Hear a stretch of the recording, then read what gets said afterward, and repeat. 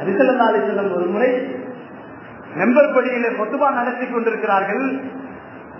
ஹுசைன் ரலியல்லாஹு பெருமானாருடைய ஜுப்பாவை போட்டு நடந்து வராரு.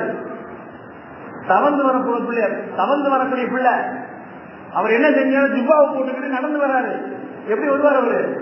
பாதி ஜுப்பா கீழே இருக்கிற அவர் நடந்து வந்து இருக்கிறாரு. பெருமானார் பார்த்தாங்க, தடுக்கி கிடிக்க விழுந்துருவாராண்டு. அவர் வந்தவர் என்ன செஞ்சாரு, பள்ளிவாசலிலே ஜக்காத்துடைய பொருட்கள் பேரிச்சம்பழங்கள் அம்பாரமாக குமிக்கப்பட்டிருந்தது. குனிஞ்சாரு, அதுல ஒரு பேரிச்சம்பழத்தை எடுத்தாரு. பெருமானார் மெம்பர் படியிலே கொத்துபா ஓதி கொண்டிருந்தவர்கள் அந்த கொத்துபாவை நிறுத்தி விட்டு கீழே இறங்கி வந்தாங்க. கீழே இறங்கி வந்து பேர குழந்தையை தூக்கி தோளிலே போட்டுக்கொண்டு அந்த பேரிச்சம்பழத்தை வாயில் போட்டார்கள் அல்லவா, அந்த பேரிச்சம்பழத்தை வாயிலிருந்து எடுத்து விட்டு பெருமானார் சொன்னார்கள், ஜக்காத்துடைய பொருட்கள் உனக்கு ஹராம் என்பது தெரியாதா என்று கேட்டார்கள். தவக்கின்ற குழந்தைகளிடத்தில் தவக்கிற வயசிலே நாம் பிள்ளைகளுக்கு சொல்லித்தரணும், இது ஹராம் இது ஹலால். அவனுக்கு புரியல, அதுதான் விஷயம். நபிமார்களின் வாரிசுகளுக்கு சதக்காவின் பொருட்களும் ஜக்காத்துடைய பொருட்களும் ஹராம். பெருமானார் சொல்லிக் கொடுத்தார்கள். இதே போன்றுதான் கௌஸ் நாயகத்திற்கு அப்துல் காதர் ஜீலானி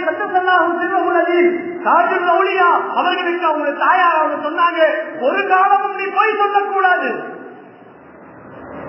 நீ மக்களுக்கு நல்லவனாக நடக்க வேண்டும், மக்கள் உங்களை புகழ வேண்டும், மக்களின் புகழ்ச்சியிலே வாழ்க்கையை நீங்கள் உங்களுடைய வாழ்க்கை புகழுள்ள வாழ்க்கையாக அமைய வேண்டும் என்று எல்லா தாய்மார்களும் நினைப்பார்கள் தான். என் பிள்ளை பேர் வர வேண்டும், என் பிள்ளை சிறந்தவனாக இருக்க வேண்டும் என்று நினைக்கக்கூடியவர்கள் தான்.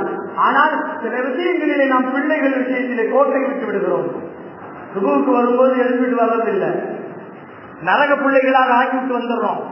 நபிகள் நாயகம் ஸல்லல்லாஹு அலைஹி வஸல்லம் அவர்கள், நீங்கள் சுபுவுக்கு வரும் பொழுது உங்கள் மனைவிமார்களை எழுப்பி விடுங்கள், உங்கள் பிள்ளைகளை எழுப்பிவிட்டு பள்ளிக்கு அழைத்து வாருங்கள் என்று சொன்னார்கள். நாம செய்யவில்லை. கண்ணியமானவர்களே, அல்லாஹ்வின் நல்லடியார்களே, நபிகள் நாயகம் ஸல்லல்லாஹு அலைஹி வஸல்லம் அவர்கள் ஹசன் ரலியல்லாஹு ஹுசைன் ரலியல்லாஹு ஒரு தோள் முகத்தில் ஹசன் ரலியல்லாஹு இன்னொரு தோள் முகத்தில் ஹுசைன் ரலியல்லாஹு இரண்டு பேரையும் தூக்கிக் கொண்டு பெருமானார் பள்ளிக்கு வருகிறார்கள். அபூபக்கர் சித்திக் ரலியல்லாஹு ஓடி வராங்க, நாயகமே உங்களால தாங்க முடியாது, குடும்ப எங்கிட்ட கேட்கிறாங்க. பெருமானார் அழகான வார்த்தையை சொன்னார்கள். பெருமானார் அழகாக சொன்னார்கள், வாகனிக்கக்கூடியவரும் சிறந்தவர், வாகனிப்பவரும் சிறந்தவர் என்று சொன்னார்கள். பெருமானார் மறுப்பூம் என்று சொன்னார்கள்.